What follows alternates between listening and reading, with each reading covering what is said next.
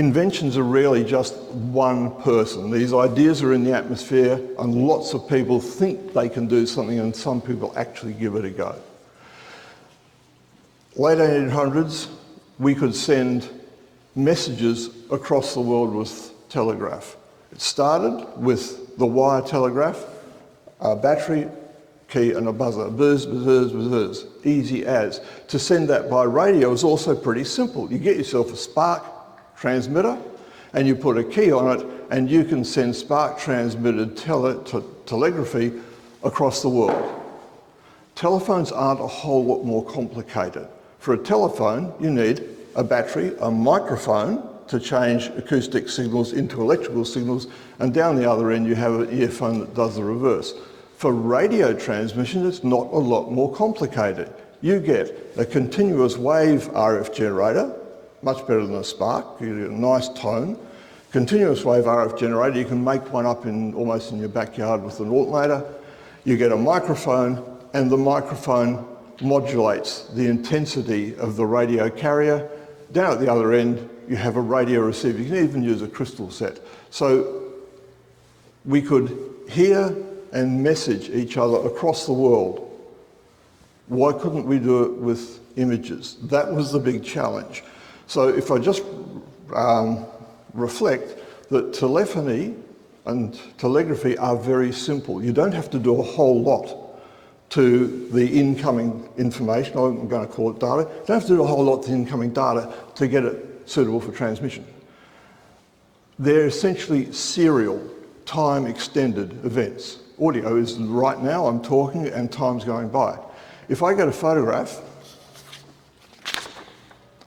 that's instantly presented to you. It's what we in data communications call parallel data. Every part of the image is simultaneously present.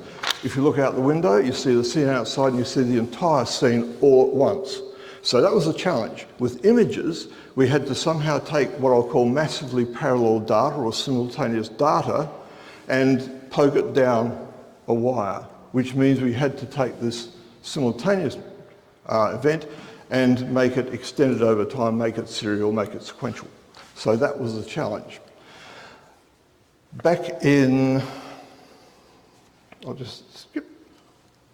1900, a chap called Konstantin Perskyle conveniently coined the name television. We weren't sure what to call it. What had we called it? Oh, remote vision or distant vision or electrical telescopy.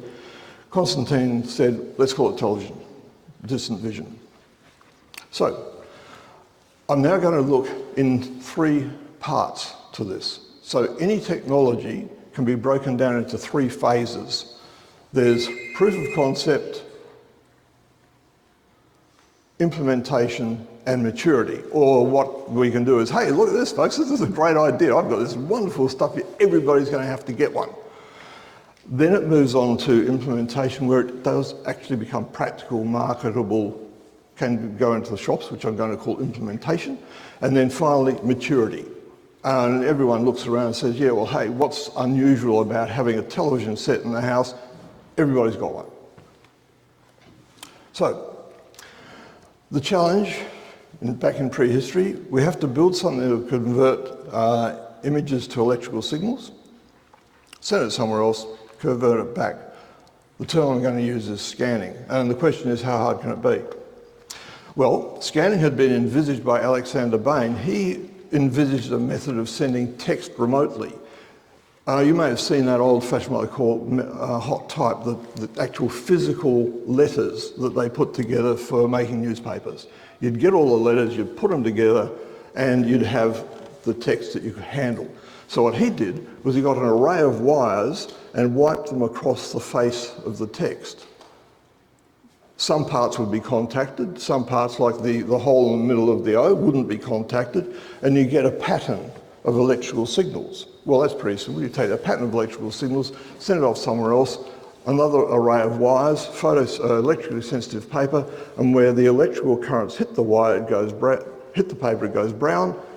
Where there's no electrical current, it stays white, and you've got remote transmission of text.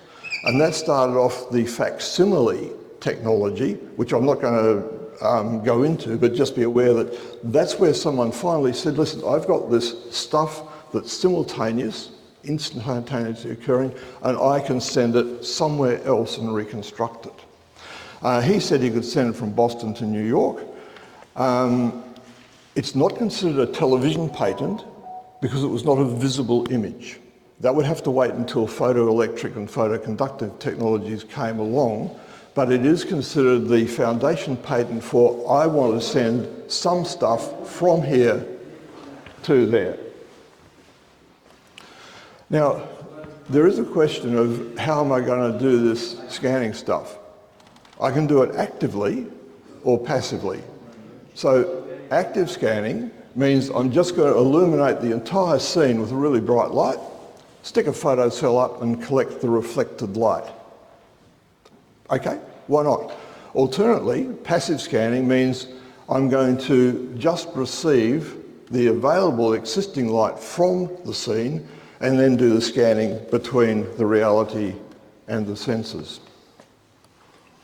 So, we're in proof of concept.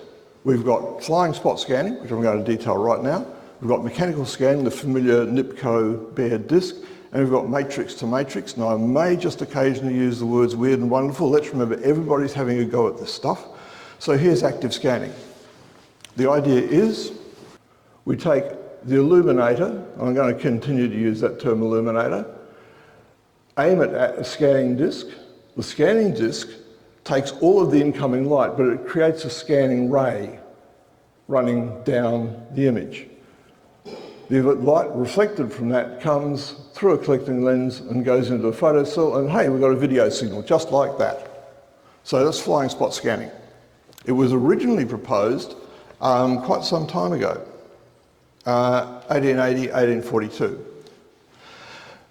It's the first realistic proposition that anyone came up with that people looked at and said, well, that might just possibly work. You could get a lot of light on the scene. It would be possible to use a carbon arc lamp of a couple of kilowatts. In fact, there are records of people using 50 amp arcs to illuminate these sort of scenes. It could create very high levels of light, equal to sunlight, and as I go on, we're going to find out mechanical scanning had massive problems with sensitivity. Well, flying spot scanning, if you use a 5 kilowatt arc lamp, you've got so much light that it would be literally blinding. So you could get enough light onto the scene that you should get enough illumination. The first proposals didn't use a disk. They used mirrors of some form or another. Ultimately, they could use a disk scanner, a mirror scanner, or CRT scanners. And it was actually used. When I was at RAB and TAFE, we got given a slide scanner. It was a full-size, refrigerator-sized cabinet that actually used a CRT to scan an image across the slide. So it worked okay. There's a bit of a problem, though.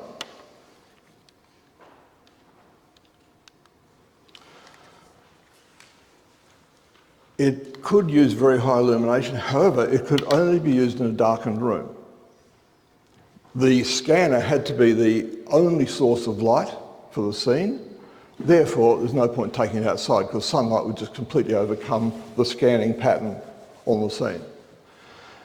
And it was studio use only, and during one demonstration the news photographers came in with their cameras and flash lamps and completely wiped the system out because there was another source of light.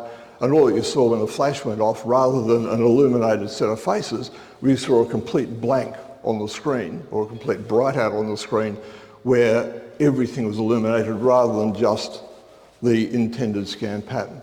So active scanning was used until the 1970s, flying spot scanners for film or 35mm slides. And there's the timeline for flying spot scanning.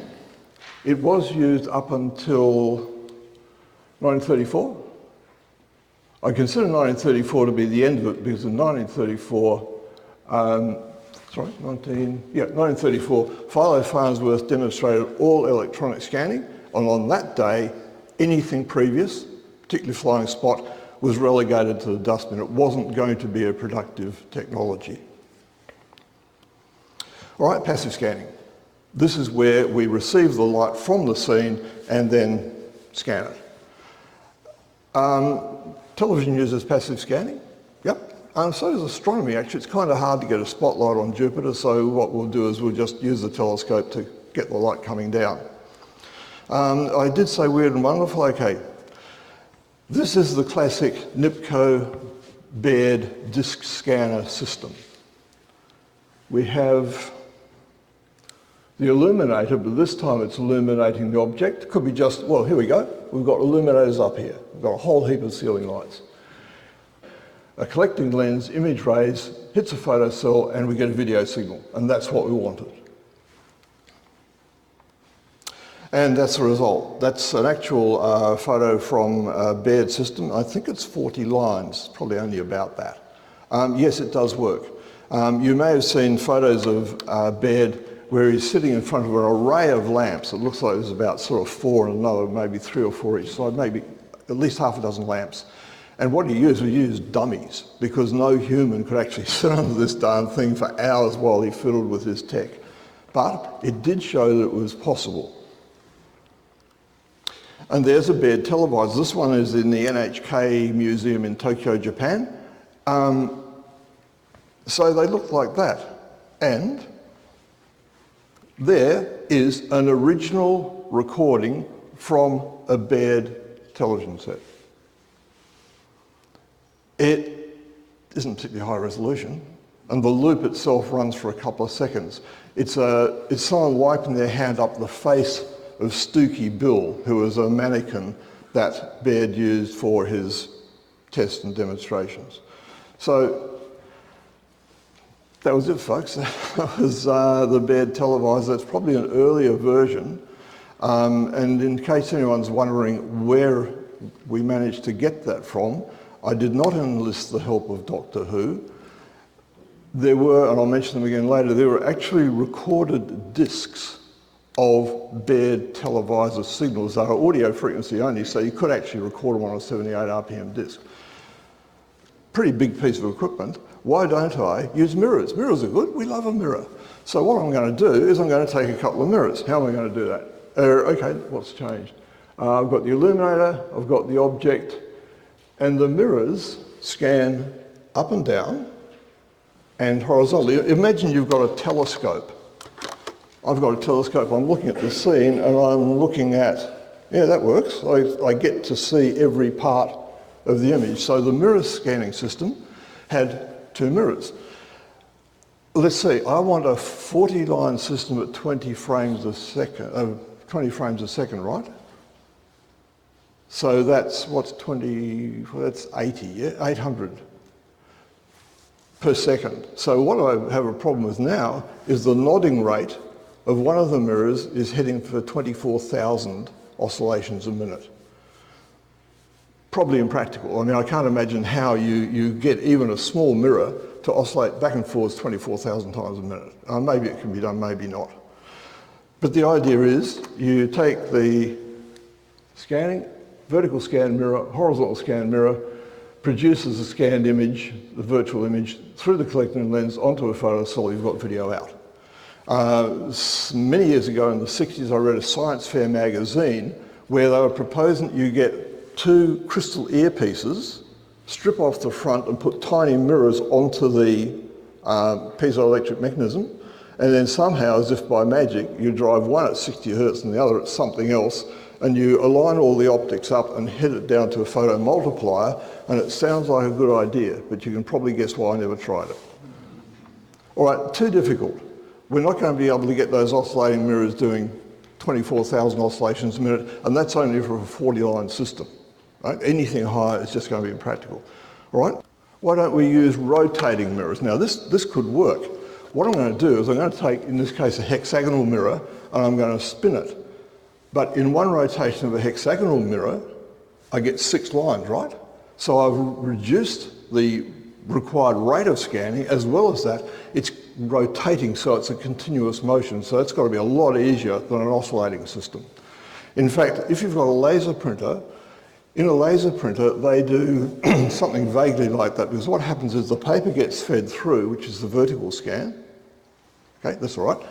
As well as that, the laser, which does all the sensitizing and clever stuff, is aimed at a mirror, it's usually hexagonal, and that hexagonal mirror scans across the paper. So mirror scanning does work, and it can be made to work. So rather than have an oscillating mirror, we'll have a rotating mirror that's in continuous motion. That should work better, but it's still pretty much the same. Illuminator, object, vertical scan mirror, horizontal scan mirror, virtual image, collecting lens, photocell, and, almost forgot, a video signal. Great. Gosh, that's really a bit complicated, isn't it? Why can't we do it with just one mirror? Well, you can't. What about we do this? Instead of having two sets of mirrors, we get one set of hexagonal mirrors, put them in a stack, and then progressively rotate them by about 5 degrees as we go up the stack, glue the whole thing together, stick it on a shaft, and spin the whole thing together. It's called drum scanning. Well, yeah, I guess I better check that it does work. Illuminator, object, image ray, multifaceted mirror drum. I've put another mirror in there just so we can see the path continuing. Virtual scanned image, collecting lens, photocell, away we go, we've got a video signal. So that would, in theory, work. But it's still a bit complicated. I reckon if we've got photocells and stuff, why don't we just do it the easy way? I want a 40 by 30 image. I'm going to get a row of 40 photocells and replace them or repeat them 30 times. 1,200 photocells? Great, easy. And I'm going to get down the other end a display panel. Now, I'm not sure what I'm going to use, because remember this is still like the 1900s. I know what I'll use. I will use a tiny little galvanometer, moving coil meter, and I'll stick a shutter on it. So that when there's no current flowing in the meter, the shutter's closed. As I increase the current through the meter, the shutter opens up. Great. So all I need is 1,200 of them, right? And a light source behind, and some connecting wires. Yes. So for the bottom row of this gadget, I'm going to need 40 connecting wires. And you've probably anticipated what happens next. For the entire thing, I need many connecting wires. So I'll need 1,200 connecting wires plus a ground return. It could be made to work, and I guess I could probably send signals to the room we're going to use for the auction. But come on, it's just ridiculous. What it is, though, is an example of, is it possible to do parallel to parallel, completely simultaneous, unencoded, no tricky bits? Is it possible to do parallel to parallel image transmission? Well, yes, it is. The problem is, by abandoning scanning, what we've now got is that sort of, I don't know, 500 mil thick snake going between the transmitter and receiver. I reckon that's all a bit difficult, but I'm not going to abandon, because I'm a clever guy and I've thought of a way of fixing this. We all know that DC motors have a commutator and brushes and stuff, yeah? It's like a rotating contact system. Got it. What I'm going to do is I'm going to make myself a stationary commutator with 1,200 segments on it. Yeah, I can do that down to the machine shop. And I'm going to connect each photocell to a segment. There's my 500 mil thick snake cable. And then I'm going to put a rotating contact on the front of those 1,200 segments, and that will contact only one photocell signal at a time. It's got to work. I'm doing parallel to serial. Down at the other end, what could be simpler? I'll reverse the process. I'll have my signal coming in, and then I'll have the rotating contact distributing to the commutator segments. I don't know if you'd like to try it at home. I'm sure it can be done, but I don't think I'm going to do it. So, people looked at this, and the picky people in nature, thank you, Shalford Bidwell, decided to have a bit of a look at this, and he went and took it seriously, which is always dangerous when someone takes your stuff seriously, because they tend to pick it to bits. So he said he wanted a 2-inch camera, 300 by 300, which is a fairly good resolution, and he helpfully calculated that that would occupy a volume of 4,000 cubic feet. Campbell Swinton, who was a leading theorist at the time, and I'll talk about him a bit later, He said, okay, look, possibly no electrical phenomenon can do that, but he was sure that something would happen in the future. However, there was some hardy souls who stuck with this system, and there's your telly. It's in the containers. The 4,000 cubic feet is about 1.5 full-size shipping containers, and I guess we know why no one's building them.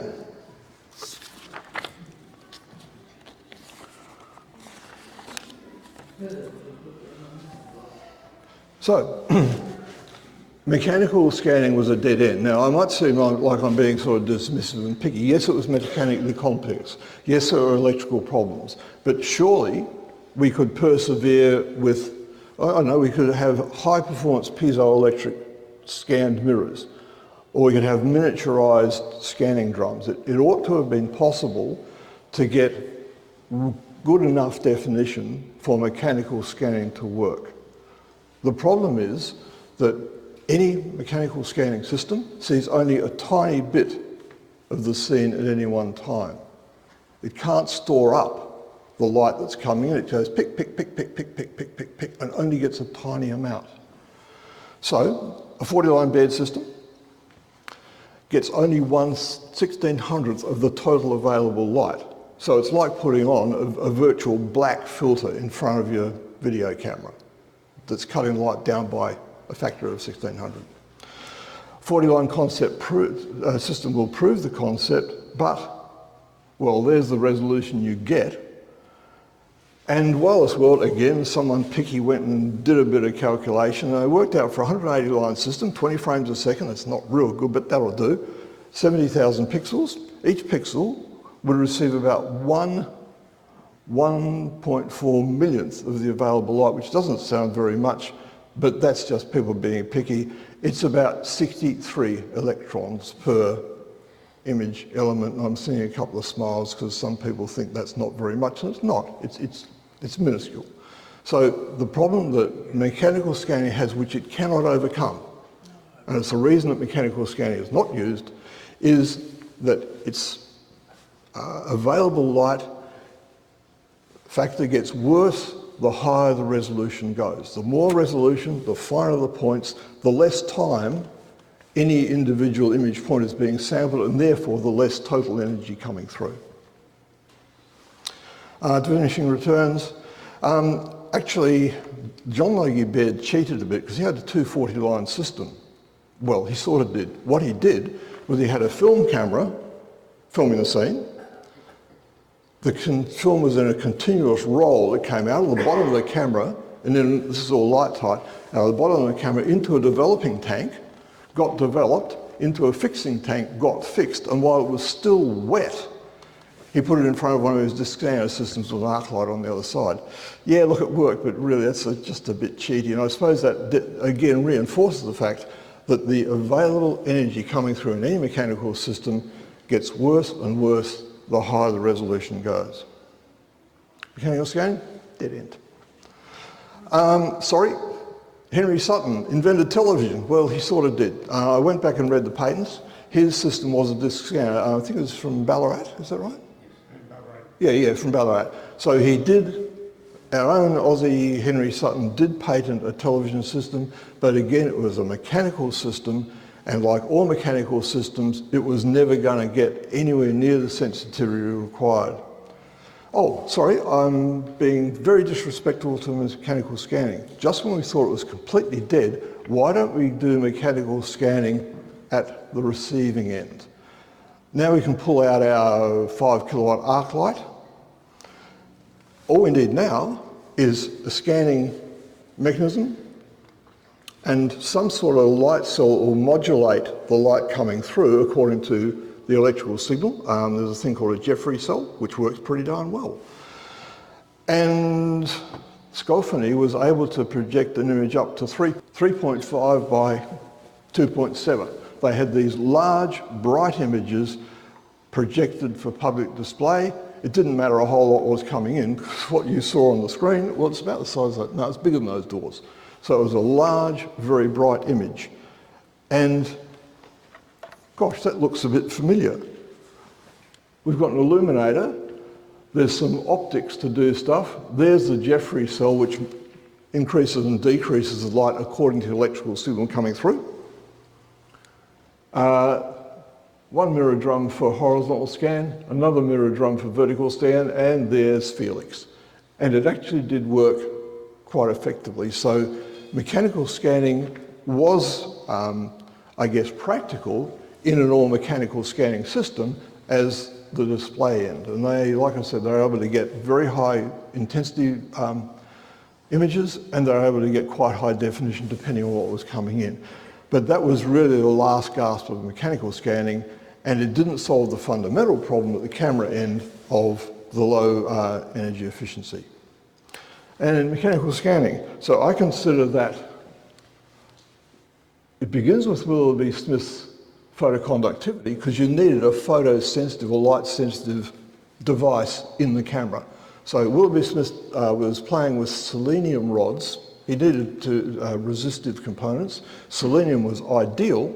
He put it in his test jig and found something really weird, that when he turned the lights on, the resistance changed. So that's the discovery of the photo effect of some sort, Willoughby Smith. Paul Nipkow, the foundation patent, which is the one you're probably all familiar with. The patent was valid. The problem is without electronic amplification, there's no way it could be made to work. And then again, I'm going through to Alexander Pallas. John Logie Baird in the 1930s put up his 240 line system. There was already, or by that time, there was a competing 405 line all electronic system, but in fairness, the government decided, look, we'll put them both on. We'll put on the mechanical broadcast at 240 lines, we'll put on an electronic broadcast, and let the people decide. There was a fire at Alexander Palace, and maybe Baird was just thankful that he could finally stop, or maybe the authorities said, no, but you've had a good go. So I consider that there was a very definite end to any common or public application of mechanical scanning. People may have continued with it, but as far as a broadcast medium, that was absolutely the end of mechanical scanning.